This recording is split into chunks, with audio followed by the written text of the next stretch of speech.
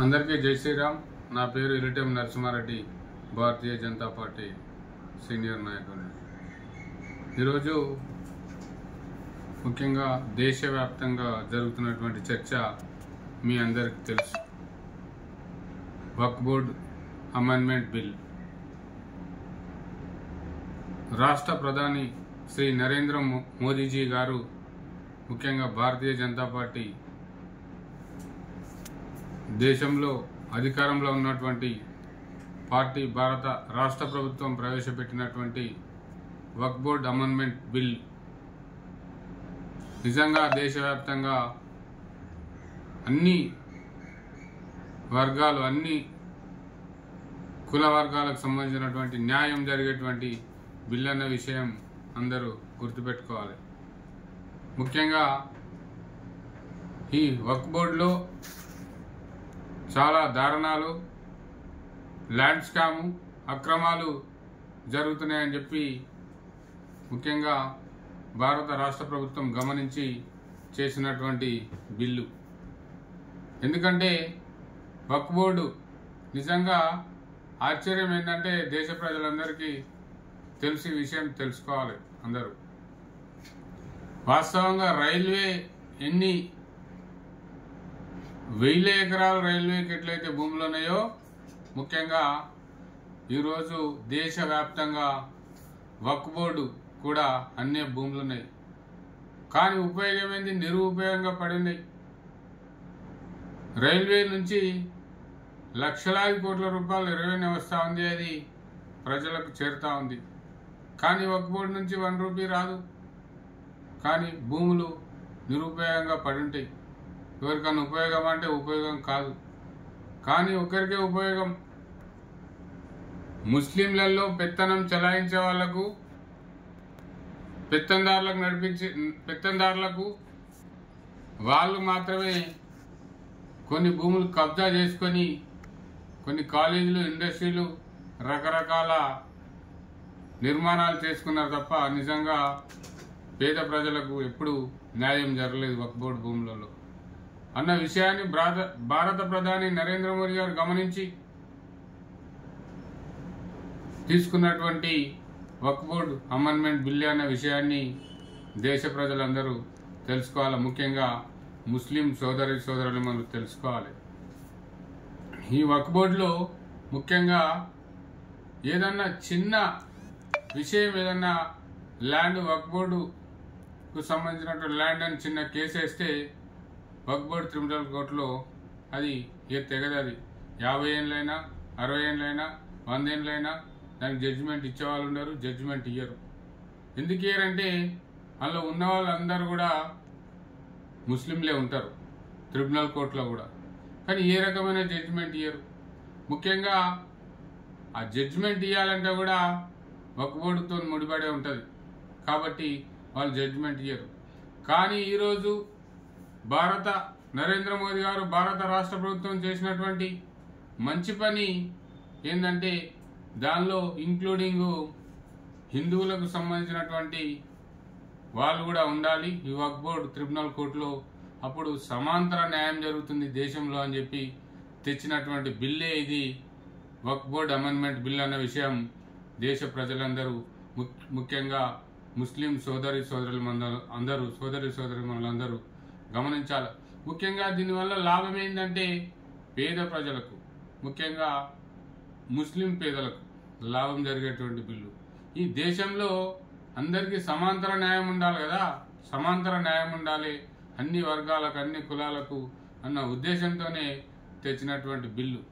ముఖ్యంగా ఈ వక్ఫ్ బోర్డు ముఖ్యంగా కూడా అభివృద్ధి జరగాలి. పేద ప్రజలకు, ముఖ్యంగా ముస్లిం పేద ప్రజలకు అందరు కూడా న్యాయం జరుగుతుంది బిల్లు వల్ల. కాబట్టి ఈ వక్ఫ్ బోర్డ్ అమెండ్మెంట్ బిల్లు తీసుకురావడం జరిగింది. కానీ దేశ ప్రజలందరూ హర్షిస్తూ ఉన్నారు, అన్ని రాష్ట్రాలలో ప్రజలు హర్షిస్తూ ఉన్నారు. కానీ కొంతమంది మాత్రం, ముఖ్యంగా కాంగ్రెస్ పార్టీ, తెలంగాణ రాష్ట్రంలో బీఆర్ఎస్ పార్టీ కానీ ముసలి కన్నీరు కారుస్తూ ముస్లింల పైన ప్రేమ ఉన్నట్టు నటిస్తూ చేస్తున్నటువంటి కార్యకలాపాలు ఏదైతే ఉన్నాయో ముఖ్యంగా రాష్ట్ర ప్రజలందరూ గమనిస్తూ ఉన్నారు. మీరు 60 సంవత్సరాలు ఈ దేశాన్ని పాలించారు, ఏముద్ధరించారు? దేశంలో ఉన్నటువంటి మౌలిక సదుపాయాలను సరిగా మెరుగుపరచలేదు. మీ లబ్ధి కోసము, మీ నాయకుల లబ్ధి కోసము లక్షలాది కోట్లాది రూపాయలు ముఖ్యంగా మన భారతదేశంలో ఉన్న సొమ్మును మీరు విదేశాలలో దాచుకొని వచ్చారు తప్ప భారతదేశానికి చేసింది ఏం లేదన్న విషయము రాష్ట్ర ప్రజలందరికీ తెలుసు, ముఖ్యంగా దేశ ప్రజలందరికీ తెలుసు.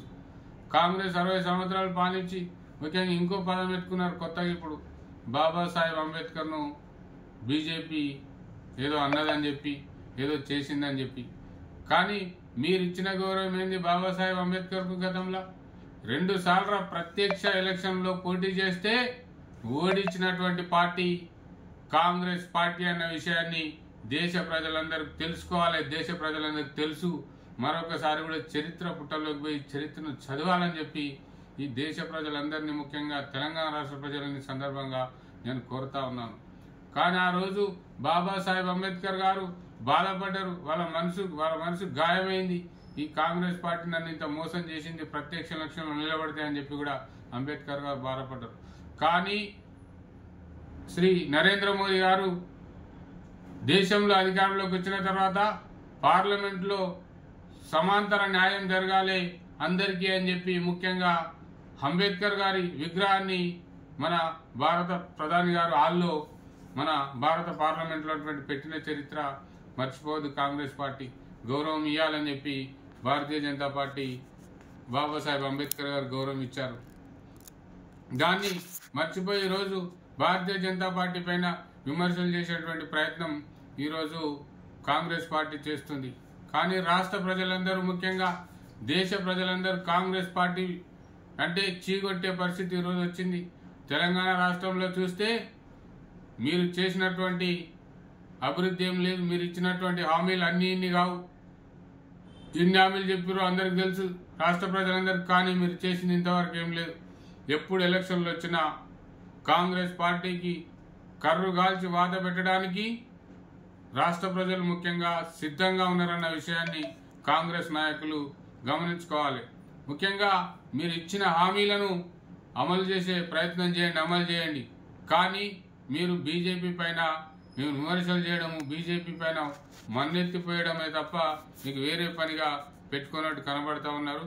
కాబట్టి ముఖ్యంగా కాంగ్రెస్ ప్రభుత్వానికి తెలంగాణ రాష్ట్రంలో నిజంగా కూడా వాళ్ళ కాలం చెల్లిపోయిందన్న విషయం ఈ సందర్భంగా నేను గుర్తు చేస్తా ఉన్నాను. రాబో కాలంలో 100% భారతీయ జనతా పార్టీ వైపే రాష్ట్ర ప్రజలందరూ చూస్తూ ఉన్నారు. దేశ ప్రజలందరూ మరొకసారి కూడా నరేంద్ర మోడీ గారే కావాలి. ఈ దేశంలో భారతీయ జనతా పార్టీ శ్రీరామ రక్ష. ముఖ్యంగా అన్ని కులాలను, మతాలను కలుపుకొని సమాంతర అభివృద్ధి చేసేటువంటి పార్టీ భారతీయ జనతా పార్టీ. ఈ దేశంలో భారతీయ జనతా పార్టీ ఇంకా 10 కాలాల పాటు భారతీయ జనతా పార్టీకి అవకాశం ఇవ్వాలని చెప్పి దేశ ప్రజలందరూ ఎదురు చూస్తున్నటువంటి సందర్భంలో, ఈ తరుణంలో కాంగ్రెస్ పార్టీని నిజంగా కూడా ఈ దేశం నుంచి తరిమివేయాలని చెప్పి దేశ ప్రజలందరూ ఆలోచన చేస్తున్నారని చెప్పి సందర్భంగా మీ అందరికి నేను తెలియజేస్తా ఉన్నాను. జై శ్రీరామ్. భారతీయ జనతా పార్టీ జిందాబాద్.